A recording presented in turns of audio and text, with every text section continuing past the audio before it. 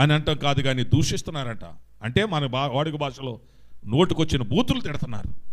దేవుని తిడుతున్నారు, రాజుని తిడుతున్నారు, రాజు కుటుంబాన్ని, రాణులను, భార్యలను తిడుతున్నారు, దేవుని ప్రజలను తిడుతున్నారు, నోటుకొచ్చినట్టు తిడుతున్నారు. దేవుని బిడ్డలు నోరు తెరవటం లేదు. గుళ్ళోకి వెళ్ళి చెవులు మూసుకొని ప్రార్థన చేస్తున్నారు. ఈ ప్రార్థనకి ఏం జవాబిచ్చాడు దేవుడు? ఈ మౌనానికి ఏం జవాబిచ్చాడు దేవుడు? దేవునికి పని అప్పగించి మౌనంగా కూర్చున్నారు. దేవుడు ఏం పూనుకున్నాడు అని అంటే అద్భుతం, అద్భుతం, అద్భుతం, అద్భుతం, మహాద్భుతం జరిగించింది ఆ ప్రార్థన. ఏం చేసిందంటే మీరు 35వ వచనం చదవండి.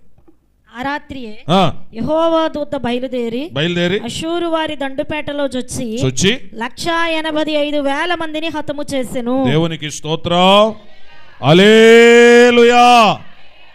నాకు ఈ మాట గుర్తొచ్చింది. 127 రెండవ మాట.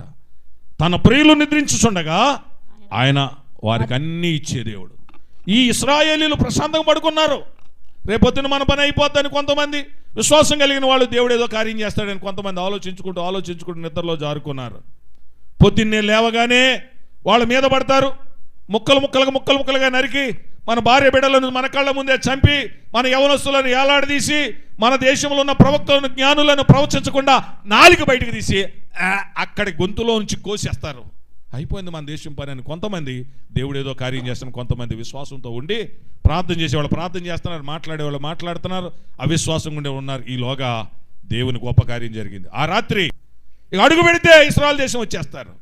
ఆ రాత్రి దేవుడు తన దేవదూతలను పంపించి, తన దూతను పంపించి, అనగా ఎవరు? మికాయేలు దూత దేవుని పక్షంగా యుద్ధం చేస్తాడు అనుకుందాం. పంపించి 185,000 మందిని ఉన్నపాటిన దేవుడు వారందరినీ హతం చేశాడు. దేవుని స్తోత్రం చెప్పండి.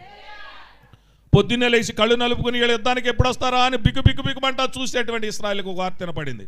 అయ్యలారా, నదుల్లో